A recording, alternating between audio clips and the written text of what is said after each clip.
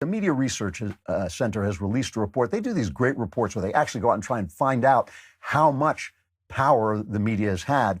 And, everybody's talking about, oh, they rigged the election and the Dominion software and all this stuff. But really, I mean, Jeremy got it right. Jeremy, the God King, got it right on his Enough podcast, where he said it's really the media. It's something that happened right in front of us. And the MRC basically proves it. They said to measure the true effect of the media's censorship on the election, the Media Research Center asked the polling company to survey 1,750 Biden voters in 7 swing states, 6 of which were called for Biden. We tested these voters' knowledge of 8 news stories, all important topics that our ongoing analysis had shown the liberal news media had failed to cover properly. The lack of information proved crucial. 1 of every 6 Biden voters we surveyed, 17%, said they would have abandoned the Democratic candidate had they known the facts about 1 or more of these news stories. A shift of this magnitude would have changed the outcome in all 6 of the swing states won by Biden, and Donald Trump would have comfortably won a second term as president. They buried Biden's bad news. The media's censorship of Biden's scandals had the strongest impact on this year's election. According to our survey, more than 1/3 of Biden voters were unaware of the serious allegations brought against the Democratic nominee by Tara Reid. She's the one who said he basically sexually assaulted her.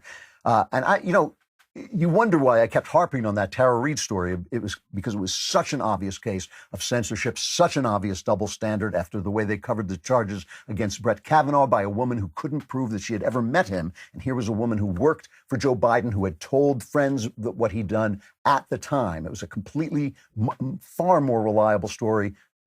Dumped. I think the New York Times took 19 days before they covered it and buried it on the inside of the Easter Sunday edition. Had a big effect. Even more Biden voters said they were unaware of the financial scandal enveloping Biden and his son Hunter. That was just absolutely censored by Twitter, Facebook. It was ignored by the liberal media. And the ticket's left-wing ideology was another issue barely mentioned because they don't know it's a left-wing ideology. They hid Trump's successes. The liberal media also prevented many Biden voters from learning about record-breaking positive economic news in the months leading up to the election. Yesterday, the Dow hit 30,000 for the first time. Just an amazing statement of confidence and optimism in this time when so many governors are misbehaving, locking things down, trying to kill the economy, but the people know that they can make this work. The vaccines are coming because of Donald Trump's Operation Warp Speed.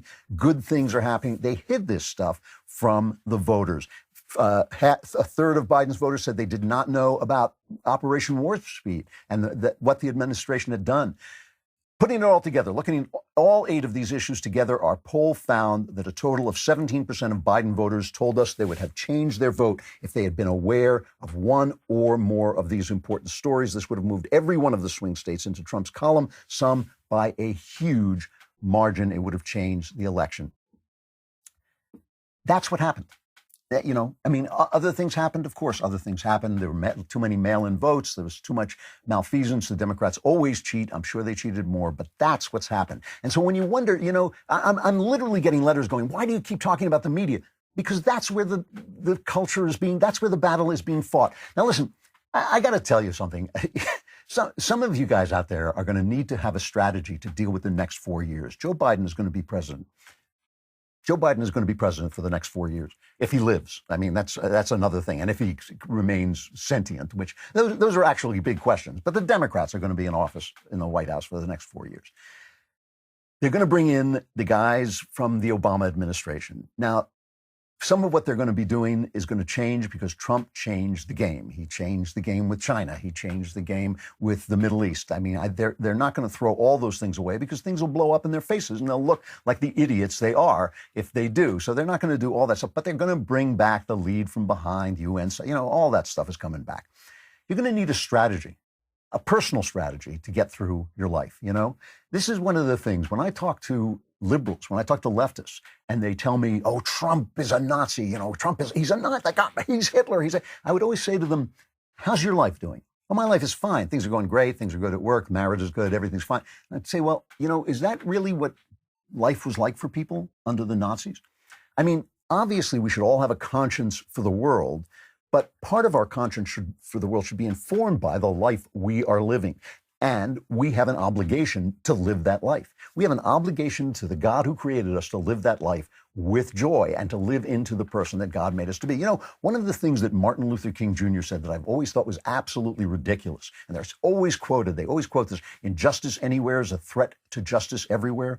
I thought, that's absurd, because there's always injustice somewhere. There's always injustice somewhere. And yes, you should have a conscience for the world, but are you going to walk around miserable because somewhere there's injustice when, in fact, you could be doing something really important, like raising your kids, like making a beautiful home, like, doing a good job at work, all the things that we have to do. You are going to need a strategy to deal with the fact that this is going to be frustrating. Lots of good stuff is coming down the pike. I mean, I think if we pay attention to Georgia, if people don't abandon Georgia because they think that Donald Trump's fight to prove him that the election was stolen is more important, if we keep the Senate, a lot of good things could come down the pike. A lot of real big victories in the House. I think 4 seats flipped in the House for the Republicans in California alone. That's amazing.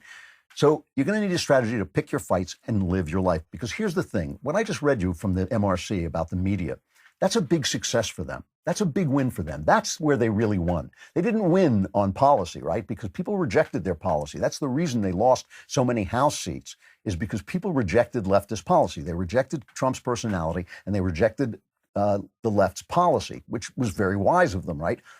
But the media thing is a big win. And when they have a success like that, they're going to keep it up. It's already happening.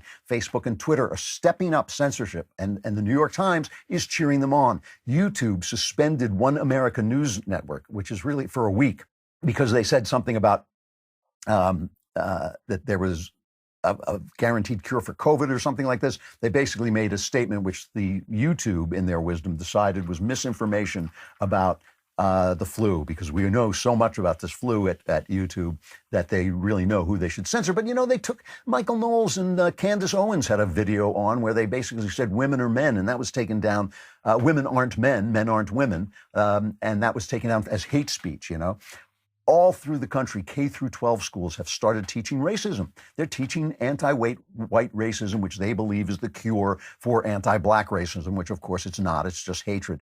I hope you enjoyed that clip from The Andrew Klavan Show. If you did, go ahead and hit the subscribe button so you stay up to date